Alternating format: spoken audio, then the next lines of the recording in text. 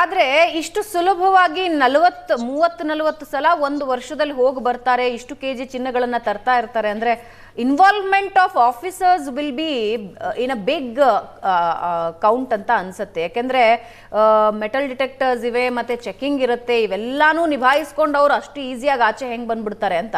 ಇದು Ranya Rao case different sir, ಯಾಕೆಂದ್ರೆ VIP ಅಂತ ಹೇಳ್ಕೊಂಡು ಅಲ್ಲೊಬ್ಬ ಕಾನ್ಸ್ಟೇಬಲ್ ಬರ್ತಾ ಇದ್ದ, ನೋ ಚೆಕಿಂಗ್ ಅಂತ ಹೇಳಿ ಆಚೆ ಕರ್ಕೊಂಡ್ ಬಂದ್ಬಿಡ್ತಾ ಇದ್ದ. ಓಕೆ, ವಿ ಅಗ್ರಿ, ಅಂದ್ರೆ VIP ಅನ್ನೋ ಹೆಸರನ್ನ ಬಳಸ್ಕೊಂಡು, ತಂದೆಯ ಹೆಸರನ್ನ ಬಳಸ್ಕೊಂಡು ಆಕೆ ಬರ್ತಾ ಇದ್ರು ಅಂತ.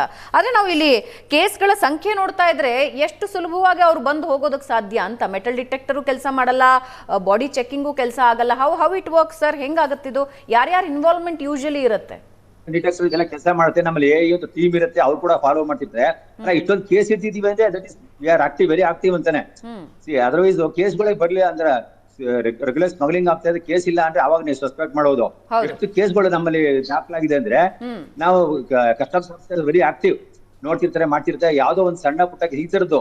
ಯಾಕೆ ಅಂದ್ರೆ ಸಡನ್ ಆಗಿ ಕೆಲವು ಟೈಮ್ ಏನಾಗುತ್ತೆ, ಇದರ VIP ಬಂದವರು ಮತ್ತೆ ಪ್ರೋಟೋಕಾಲ್ ಜೊತೆ ಬಂದವ್ರು ಇಟ್ಬಿಟ್ರೆ ಅವ್ರು ಸುಮ್ನೆ ನಮ್ಮ ವಿರುದ್ಧವಾಗಿ ದೊಡ್ಡ ಆಫೀಸರ್ ಕಂಪ್ಲೇಂಟ್ ಕೊಡ್ತಾರೆ, ಗೌರ್ಮೆಂಟ್ ಗೆಲ್ಲ ಇದ್ ಮಾಡ್ಬಿಡ್ತಾರೆ, ಅನ್ನೆಸರಿ ಅರೆಸ್ಟ್ ಮಾಡ್ತಿದ್ದಾರೆ ಹಾಗೆ ಹೀಗೆ ಅಂತ.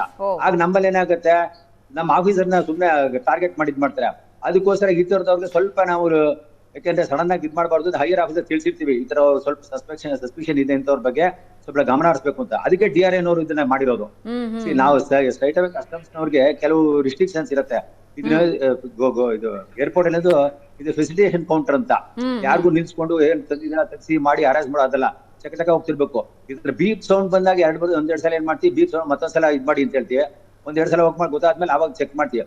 ಇವ್ರು ಪ್ರತಿ ಸಲ ಏನಾದ್ರು ಪ್ರೋಟೋಕಾಲ್ ಅಂತ ಹೇಳ್ಕೊಂಡು ಒಬ್ಬ ಪೊಲೀಸ್ ಜೊತೆಲಿ ಬಂದು ಹೋಗೋದ್ರಿಂದ ನಾವ್ ಇರ್ಬೋದು ಅಂತ ಬಿಟ್ಟಿದ್ದಾರೆ ಅಷ್ಟೇ ಹೊರತು ನಾರ್ಮಲಿ 99% ಈ ತರದವ್ರಿಗೆ ಯಾರೇ ಬಂದ್ರು ಕೂಡ ಬೀಪ್ ಸೌಂಡ್ ಬಂತು ತಕ್ಷಣ, ಇವನ್ ದೊಡ್ಡ ನಾವು ಇಂಡಸ್ಟ್ರಿಯಲಿಸ್ಟ್ ಇರ್ಲಿ, ಕೆಲವು ಟೈಮ್ ಪೊಲಿಟಿಷಿಯನ್ಸ್ ಗಳು ಕೂಡ ನಮ್ಮ ಇದ್ ಮಾಡ್ತಾರೆ, ಏನಾರ ಇದೆ ಸ್ವಲ್ಪ ಇದೆ ಸರ್, ಯಾಕೆ ಬೀಪ್ ಸೌಂಡ್ ಬರ್ತೀವಿ, ಮತ್ತೊಂದ್ಸಲ ಬನ್ನಿ ನೋಡಿ ಅಥವಾ ಬ್ಯಾಗೇಜ್ ನೋಡ್ಬಂದು ಕೇಳ್ಕೊಂಡು ರಿಕ್ವೆಸ್ಟ್ ಮಾಡ್ತಾರೆ.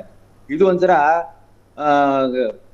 ಅಫ್ಕೋರ್ಸ್ ನೀವು ಸಸ್ಪೆಕ್ಟ್ ಮಾಡೋ ಹತ್ರ ವಿತೌಟ್ ದಿ ಇನ್ವಾಲ್ವ್ಮೆಂಟ್ ಆಫೀಸರ್ಸ್ ಎಷ್ಟು ಜೋರಾಗಿ ಮಾಡಕ್ ಆಗಲ್ಲ, ಆದ್ರೆ ತನಿಖೆ ಮಾಡಿ ತಿಳಿಸ್ಕೊಳ್ತಾರೆ ಅಂತ ಕಾಣುತ್ತೆ ಮೋಸ್ಟ್ಲಿ.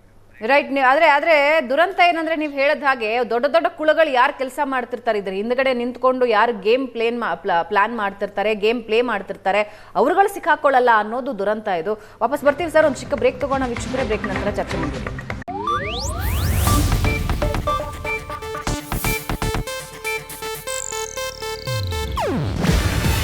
ಇದು ಏಷ್ಯಾನೆಟ್ ನ್ಯೂಸ್ ನೆಟ್ವರ್ಕ್ ಪ್ರಸ್ತುತಿ.